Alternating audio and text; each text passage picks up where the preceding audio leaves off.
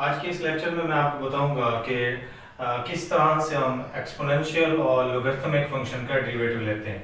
इससे पहले वाली वीडियोस में मैंने आपको जो है बेसिक फार्मूलाज बताए थे डेरिवेटिव्स के। उसके बाद किसी भी फंक्शन का किस तरह से हम डेरिवेटिव लेते हैं, ट्रिग्नोमेट्रिक फंक्शंस को हमने डिस्कस किया था। आज के इस लेक्चर में मैंने छोटा सा ही आपको कंसेप्ट प्रोवाइड करना है जिससे आपको पता चल जाएगा कि एक्सपोनेंशियल और लोगरिथमिक फंक्शन का आप किस तरह से डेरिवेटिव लेते हैं। देखें, जब हम जानते हैं एक्सपोनेंशियल फंक्शंस हमारे पास कौन से होते हैं, उनको हम इस तरह से लिखते हैं d/dx of e raised to power 5x। ठीक है, एक्सपोनेंशियल फंक्शन का डेरिवेटिव लेते हुए एक दफा उस फंक्शन को एज इट इज हम लिख लेते हैं, जैसे हमारे पास लिखा हुआ है e raised to power 5x। फिर मजीद क्या करना होता है, हमने मजीद हम ये करते हैं d/dx ऑफ 5x, यानी कि जो उसकी पावर होती है उसका एक दफा दोबारा लेते हैं।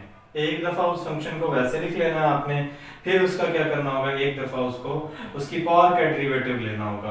तो यहाँ पे हम क्या करते हैं, e raised to power 5x dot 5, तो ये इसका रिजल्ट है, यानी कि 5x का जब डेरिवेटिव हम लेते हैं तो उसका यही आंसर आता है। तो इससे हमने ये रिजल्ट निकाला कि जब भी हम डेरिवेटिव लेते हैं किसी भी एक्सपोनेंशियल फंक्शन का, वो फंक्शन खुद आता है।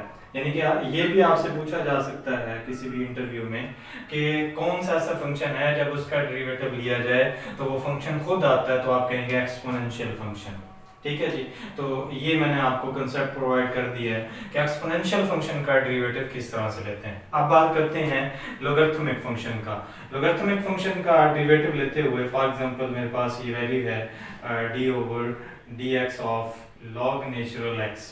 ठीक है, तो log नेचुरल x का जब हम लेते हैं तो ये जो आगे फंक्शन दिया होता है वो जो है आपके पास डिनोमिनेटर में आ जाता है।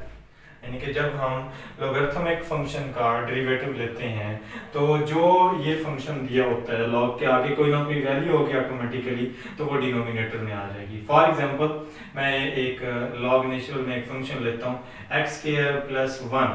ठीक है जी, और हमने इसका लेना है डेरिवेटिव। तो इसका डेरिवेटिव लेते हुए मैं सबसे पहले क्या करूंगा, 1/x² + 1 लिखूंगा। लेकिन ये जो फंक्शन दिया होता है यहाँ पे, ये वाला जो फंक्शन दिया हुआ है या ये वाला फंक्शन, एक दफा इसका डेरिवेटिव लेते हैं d/dx ऑफ x² + 1, यानी कि उसकी जो बेस होगी उसका डेरिवेटिव हम लेंगे एक दफा। तो यहाँ से हम क्या करते हैं, 1/x² + 1 और उसकी बेस का जब हम डेरिवेटिव लेंगे तो 2x आएगा। तो ये आपका फाइनल रिजल्ट है। क्या कुछ सीखा हमने, ये सीखा कि जब हम ट्रिग्नोमेट्रिक फंक्शन का डेरिवेटिव लेते हैं, for example d/dx of sin 5x, तो ये एक दफा चेंज हो जाएगा cos 5x में। ठीक है, और d/dx ऑफ 5x का दोबारा हम डेरिवेटिव लेंगे। तो हमने क्या सीखा, जब हम ट्रिग्नोमेट्रिक फंक्शंस का लेते हैं तो उसके एंगल का दोबारा डेरिवेटिव लेते हैं। एक्सपोनेंशियल फंक्शन का लेते हैं तो उसकी पावर का दोबारा लेते हैं। लोगरिथमिक फंक्शन का लेते हैं तो उसकी बेस का दोबारा डेरिवेटिव लेते हैं। यानी कि ये चेंजिंग होती है।